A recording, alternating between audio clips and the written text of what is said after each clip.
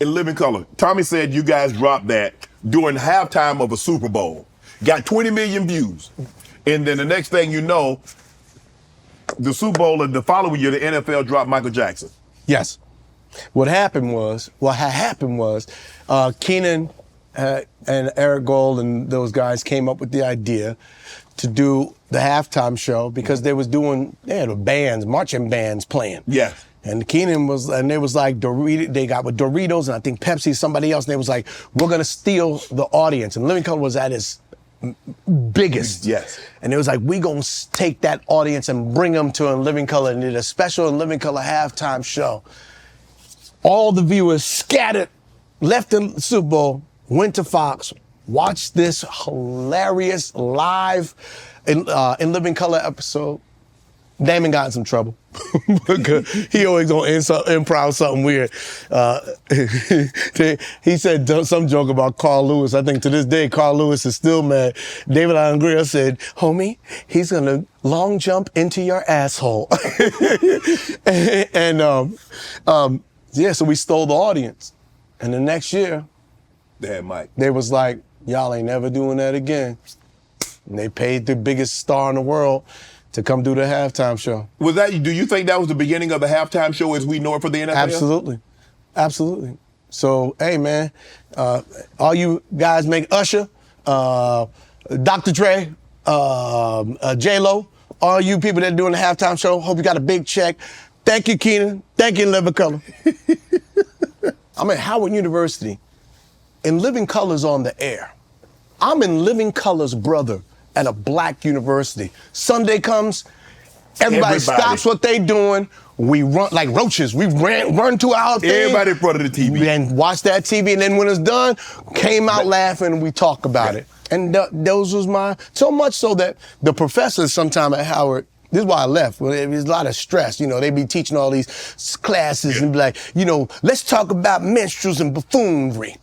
In Living Color, is it a modern day minstrel? You gonna put this, is it Marlon? And I'm like, you put me on blast, and I'm in school, and I'm like, then after class, brother wanna hand me a script. Here, can you get that to Keenen for me?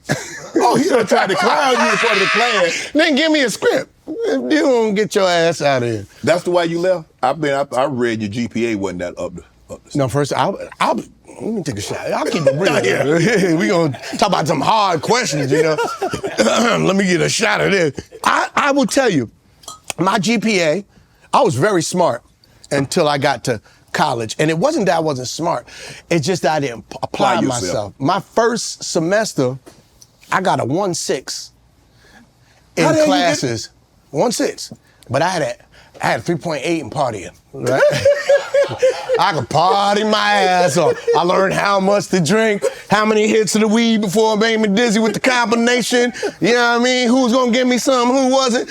I remember I brought that grade home, and Keenen was paying for my college. And he said, all right, well, you ain't gonna mess up my money. You pay for your own college now. I said, what? I started sweating. I was like, oh shit, I gotta pay for my own college. And so from then on, I pulled in 3.6s because it was my money. Right. I wasn't gonna mess that money up. Yeah. And the reason why I left wasn't because, first of all, my brother hated the fact that I went to college. They was like, come join the family business. Come join the family business. We have a Living Color on the air. My brother Sean was like, yo, let's do our sketches, let's do this. I was like, I said, no. I said, I love you, but I gotta be me. If I do it y'all way, I can't be me. You know how hard it is to come after Keenen Ivory Wayans, Damon Wayans, Kim Wayans, Sean Wayans, and then Marlon. And the only thing that I had was my own life experience. I had to do my thing differently. So I wanted to go to Howard to learn to be a man outside of my brothers, to be my own. For me, it was like Michael from The Godfather going to the army. I know there's a purpose for why I'm going to do this, but I need to go do this for me. And I remember I wrote my brother Sean like a 10-page letter. And I was so sad because I knew what we were supposed to do, but I knew he thought I was going back for a girl, and I was like, no, I'm going back to get Marlon. And so I went back, I got a 3.6 GPA. I did some film projects and I was like, all right. Then I got more money. And people think I was gifted more money. I wasn't. I wasn't even on the list. Right. Damon wanted Kadeem Hardison. Right. Now, mind you, I'm auditioning for stuff. I'm getting movies and turning them down. I got like 5 movies, turned them down to go back to school.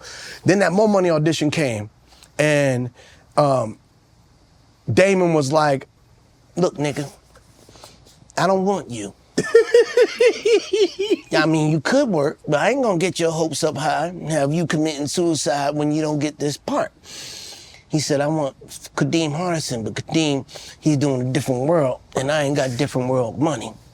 And then, so there's this kid, Claude Brooks. He got little ears, but he looks like me. He got pretzel ears, but he looks like me, and the studio likes him. So if you gonna come in, you better come with that thunder. And he said, no, I don't want you to worry about making these white boys laugh. Don't worry about the studio. You worry about making this nigga laugh, because I don't find nothing funny. And I knew what that meant. In order to make Damon laugh, he wrote his words. Mm-hmm. Damon wanted me to bring the writer out. So I had to sit there and punch up what he wrote. And if you look at my script for More Money, I had all these different notes, never the black, always the red, never the black. I came up with all these improvs. I barely did anything on the script. And when and Omar was on there, Omar Epps, my best friend to this day, came on the audition with me. He's like, you got this. He's like, I don't even know why the fuck I auditioned. He's like, this is yours.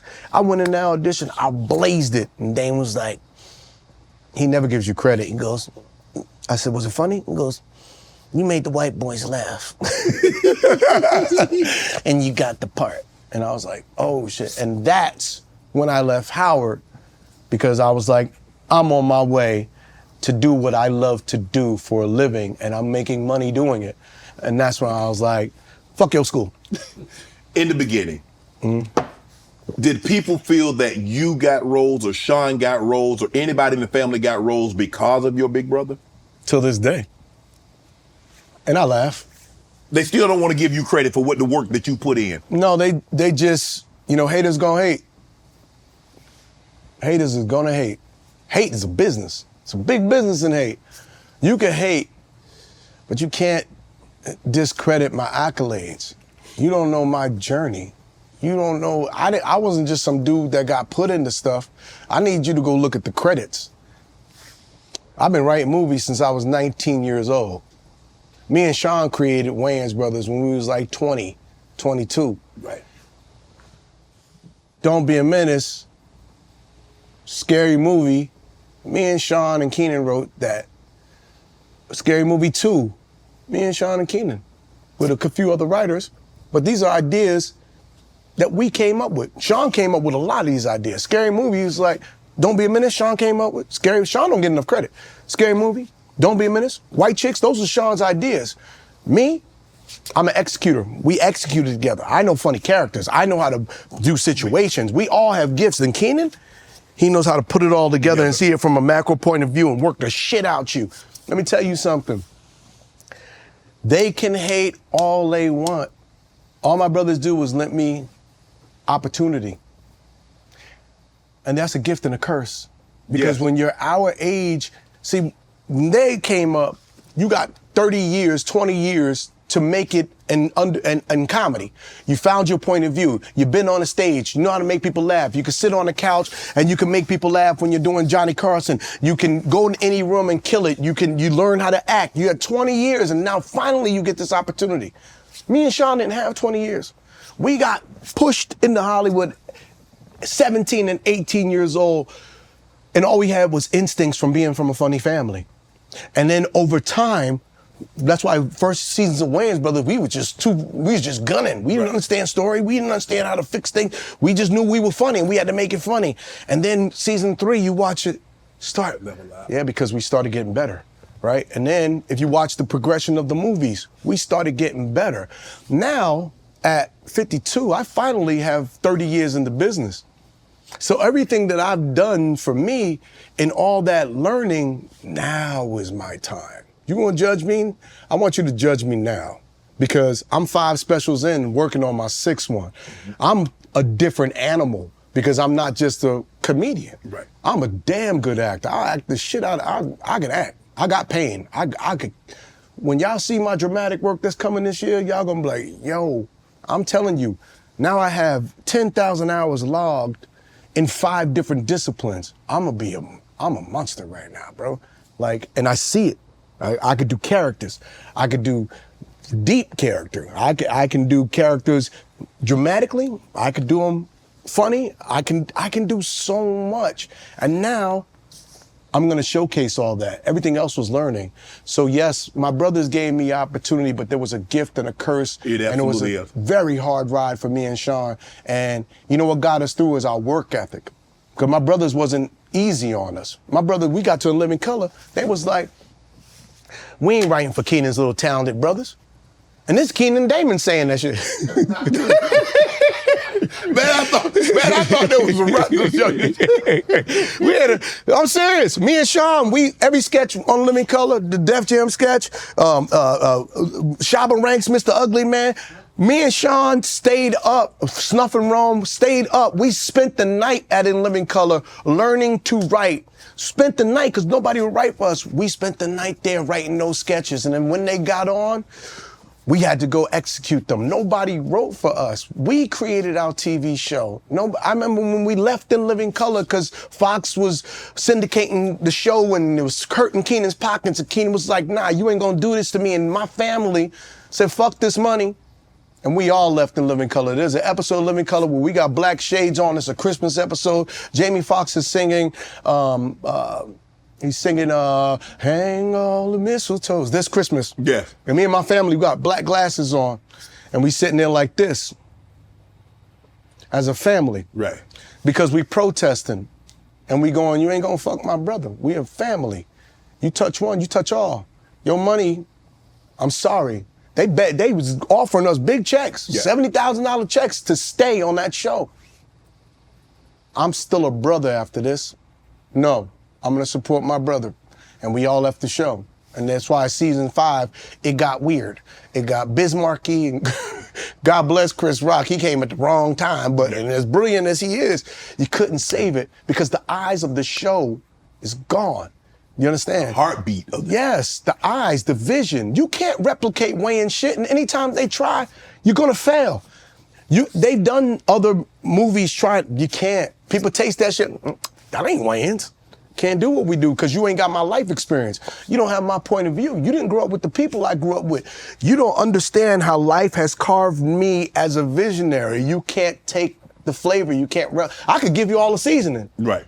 I'll give you all what's in it. You don't know how much to put. You don't know what kind of flour. I'll give you the right flour. Right. You don't know how long to cook that chicken. You don't know how much of that garlic powder you got to put in there. I'll give you the hot sauce. It's Frank's. I ain't gonna make you be able to make my chicken. And that's what comedy is. And with my brothers, when we left In Living Color, I had $700 in the bank and $900 rent. I was broke. And me and my brother Sean was looking at each other like, what are we gonna do now? My brother Sean was depressed. He would sit in the room with lights out and he played Christmas music because whenever you get upset, because Christmas was a happy time, right. was it? When we get upset and they play that Christmas music, and I would come down with them. We always had a bottle of Diet Pepsi, and when they had the 120 ounce of Diet Pepsi, and I would sit there like we did at Living Color, and he had a brand new computer, and I was sitting there working on Wayans Brothers. And then one day he came out the room in his robe, and he said, "What you doing, stupid?" I said, "I'm working on a TV show." And the first thing he read was, interior, outside. He said, "Stupid, how you have interior, you outside?" He said, "Move over." And then we sat down, and we created our show, Wayans Brothers. Nobody gave us nothing. And my brother, when we did Don't Be a Menace, Keenen made us do 26 drafts. 26 drafts. And then the director, when we finally shot the movie, me and Sean would cry. "Why are we doing another draft?" "We're gonna do it again, and ain't ready yet." Then the director didn't get comedy, messed the movie up. We screened the movie, it got terrible ratings. Miramax is like, "What are we gonna do?" Keenan's like, "I can fix it. I need $1 million and I need 10 days of shooting." Bet. Keenen said, "Okay, I got the budget. I know what to do. Now you guys gotta write a movie." "What do you mean?" I'm gonna write a whole new movie. You fucked this one up. And in 1 week, we had to write a whole damn new movie. So much so that I couldn't even think of anything. I took some hits of weed. Me and my boy got high, like me and my boy Xavier. I passed him the weed, and he took it, he coughed, and he threw up. Damn. And fell on the floor. And I looked at him, I said, hey, nigga, pass that shit. And we put it in Don't Be a Menace. So we wrote all these different sketches, the grandma's breakdancing, all these different sketches that getting jumped in, that became the movie Don't Be a Menace. And hadn't we did the 26 drafts prior to that, we could have never showed up to put together that draft in 7 days and do what became the classic Don't Be a Menace. Right. You said he Damn, I got stories. Shit, I need a second. Damn. That was I look at my face in the mirror and I don't know I'm this old. You mentioned that Keenen made you write it. Rewrite it 26 times. I can imagine the length of time that you and Sean spent coming up with the first script. Yeah. And then to rewrite it. Yeah. And to rewrite it. Yeah. And then say, you know what? Y'all messed it up again, so guess what? I got $1 million from Merrimack, and we're gonna do it again. Yeah. Did you like, man, come on, Keenen, bro? The whole time. Let's just roll with it. We wanted to fight this nigga. I was like, Sean, you get the legs. I'll kick him in the chest. We was so mad. But you look back and you go, oh, I see why Yoda made us do those things. Mm-hmm. And now we're Jedis. Mm-hmm. Now I know how to do it.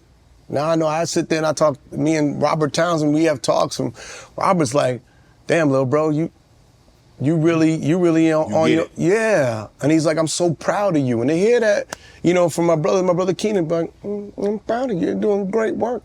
You know, I worked my whole lifetime to be able to hear, I'm proud of you, you're doing great work. My brothers don't give me. Pass out compliments. No, they don't laugh. I go, how'd you like it? I put it on, and when something funny happens, they go, that's funny. Damon just goes,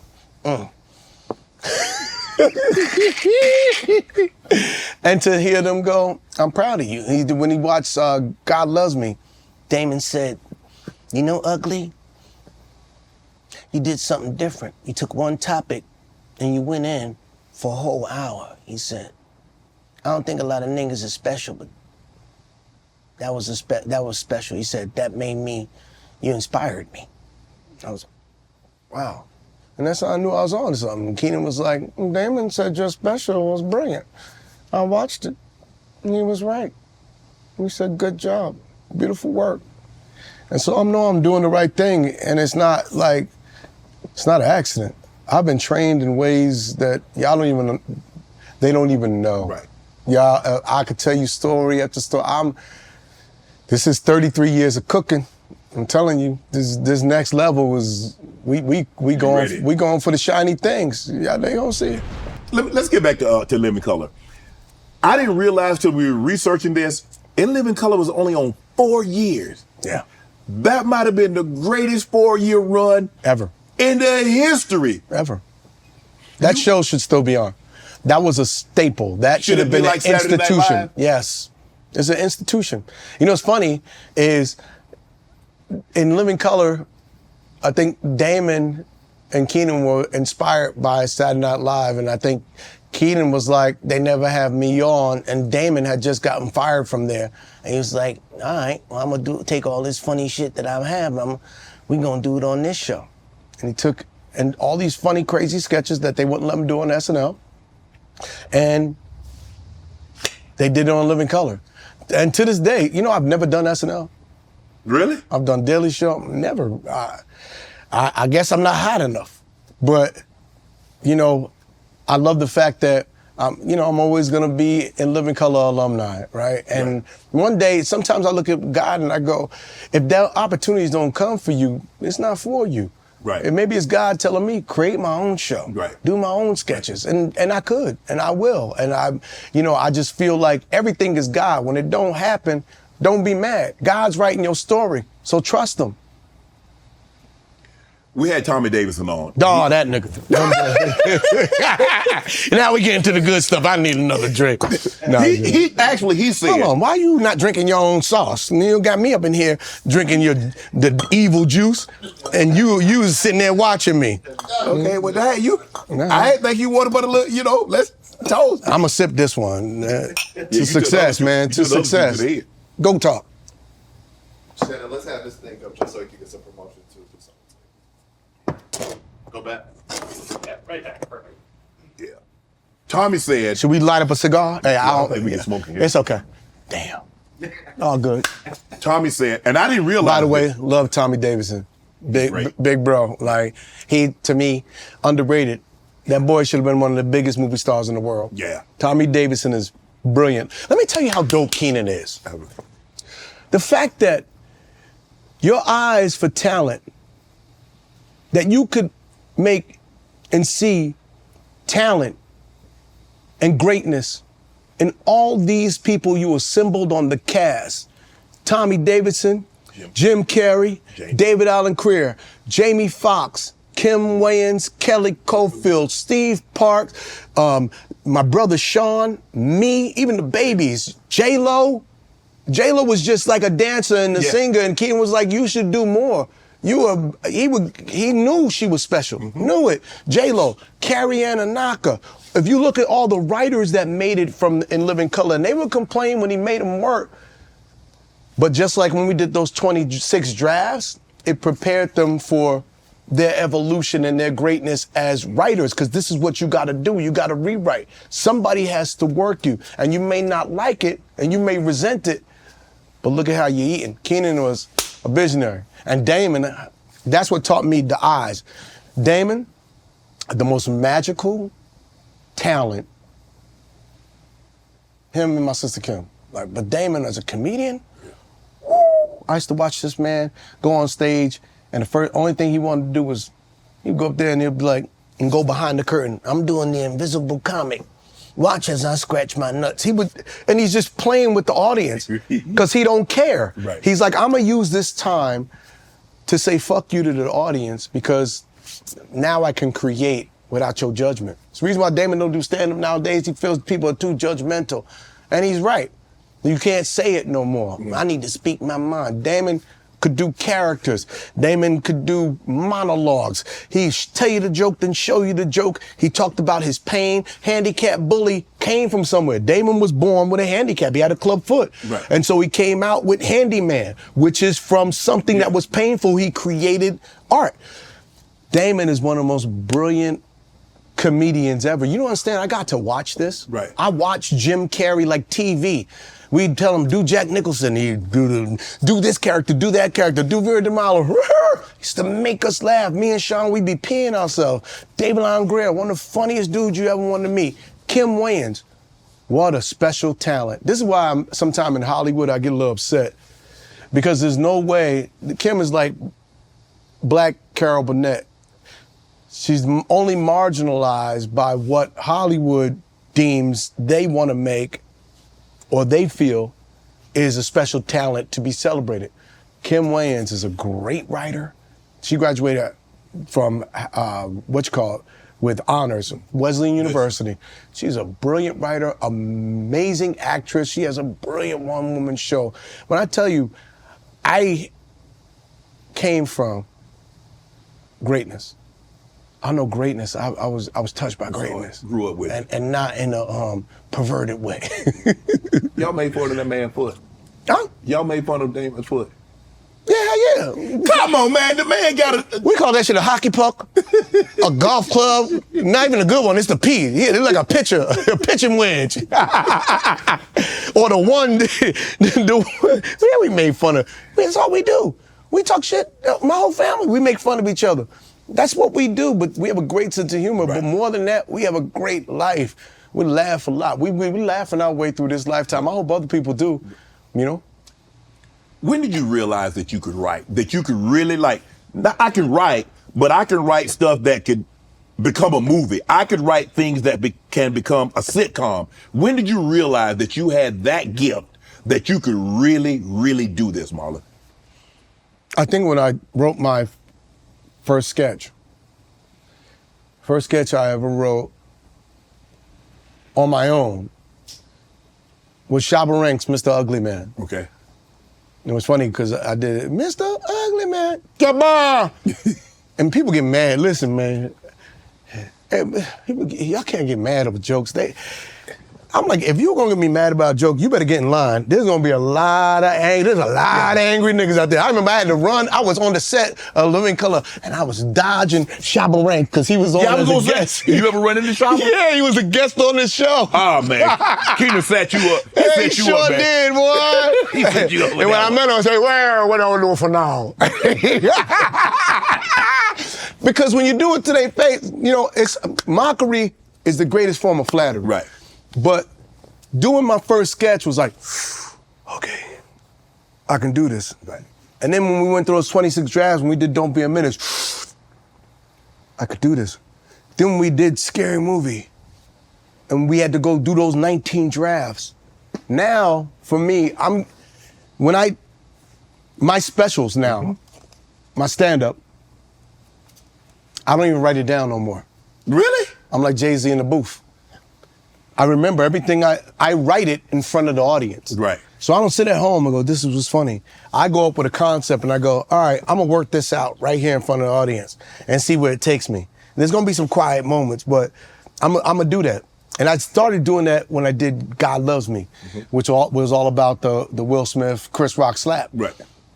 And I wrote the whole thing in my head in 3 months. And I didn't tour it for long. I toured it maybe 3-4 months, and then I filmed the special. And then after that, I was like, oh, wow, I'm in the Matrix. I just ate the red pill. I'm in the Matrix. Things is moving slowly. Like I see all these numbers, and I can put all these numbers together and create these formulas. Right. And now, good grief, same thing. I don't write it down. This new one that I'm working on, I'm on tour. Make sure you catch my tour, the Wild Child Tour, coming to a city near you this fall. You're gonna see, I'm not just up there telling jokes. I'm up there telling great stories, and it's like watching a movie because you got all these different characters and this hero that's going through this thing to get an elixir, and all along the way, it's just joke, pop, pop, pop, pop, relentless. And then there's a little bit of heart, and then there's some spirit. I want you to come down and check me out. I wouldn't say I'm in a special place until I've really felt that. I've always been a humble man. Right. I've always been humble because I've been raised, I know what greatness is. Yes. I'm starting to see mine. Wow. You get to a point in your excellence through your work ethic, and you go, oh no, I know what I'm doing. Want to join Club Shay Shay? Become an official member by hitting that subscribe button, where you never know who's going to be joining us for drinks and conversation. Don't be late to the party because we like to do something before two something.